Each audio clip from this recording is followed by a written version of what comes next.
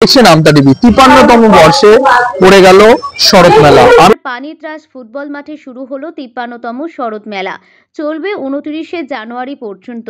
শরৎ মেলা পরিচালন সমিতির প্রধান উপদেষ্টা আমতার বিধায়ক সুকান্ত পাল জানান, গত বছর শরৎ মেলাকে সামনে রেখে কথাশিল্পীর জন্মস্থান হুগলির দেবানন্দপুর থেকে মাটি এনে বৃক্ষরোপণ করা হয়েছিল।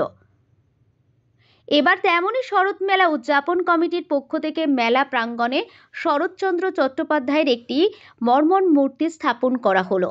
শরৎ মেলার প্রদর্শনী মঞ্চ থেকে শুরু করে মূল মঞ্চ পর্যন্ত সব জায়গায় কথাশিল্পীর সৃষ্টি নিদর্শন রাখা হয়েছে, যেখানে অভাগীর স্বর্গ, মেজো দিদি, বড় দিদি, রামের, সুমতি, শ্রীকান্ত ইত্যাদি রচনায় ছোট ছোট কোলাজ রাখা হয়েছে। বিধায়ক সুকান্ত পাল আরও জানান, মেলা উপলক্ষে রক্তদান শিবির, চক্ষু স্বাস্থ্য পরীক্ষা শিবির, শরৎ পুরস্কার প্রদান, গুণীজন সংবর্ধনা, সাংস্কৃতিক প্রতিযোগিতার আয়োজন করা হয়েছে। এছাড়াও মেলায় বিভিন্ন জেলা থেকে নানান ধরনের সামগ্রীর 50টিরও বেশি স্টল আছে। মেলা কমিটি সূত্রের খবর, মেলার প্রতিটা দিন কলকাতা থেকে মেলা প্রাঙ্গণ পর্যন্ত বাস সার্ভিস থাকছে।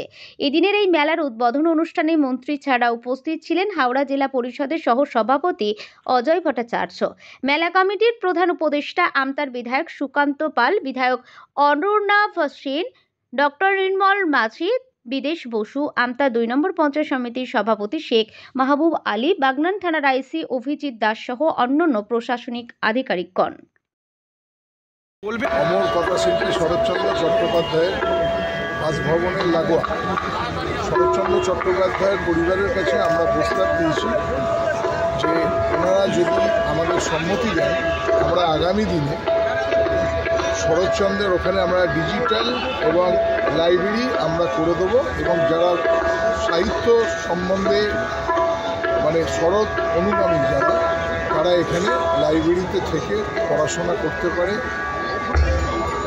সেটার জন্য আমরা আমাদের পরিবারের কাছে সম্মতি চেয়েছি।